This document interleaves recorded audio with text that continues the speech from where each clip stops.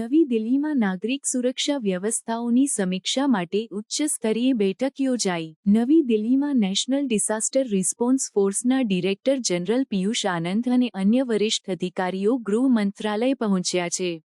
આ બેઠકનું આયોજન કેન્દ્રીય ગૃહ સચિવ ગોવિંદ મોહન દ્વારા કરવામાં આવ્યું છે, જેમાં નાગરિક સુરક્ષા વ્યવસ્થાઓને મજબૂત બનાવવા માટેની તૈયારીની સમીક્ષા કરવામાં આવી રહી છે।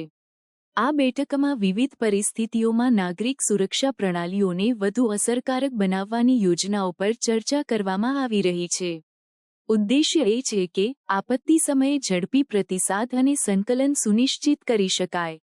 ગૃહ મંત્રાલય દ્વારા આયોજિત આ બેઠકમાં વિવિધ વિભાગોના પ્રતિનિધિઓએ ભાગ લીધો છે, જેમાં નાગરિક સુરક્ષા, આપત્તિ વ્યવસ્થાપન અને અન્ય સંબંધિત વિભાગોના અધિકારીઓ સામેલ છે।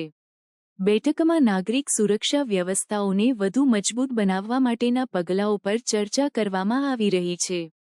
આ બેઠકનો મુખ્ય ઉદ્દેશ્ય એ છે કે નાગરિક સુરક્ષા વ્યવસ્થાઓને વધુ મજબૂત બનાવી શકાય અને આપત્તિ સમયે લોકોની સુરક્ષા સુનિશ્ચિત કરી શકાય।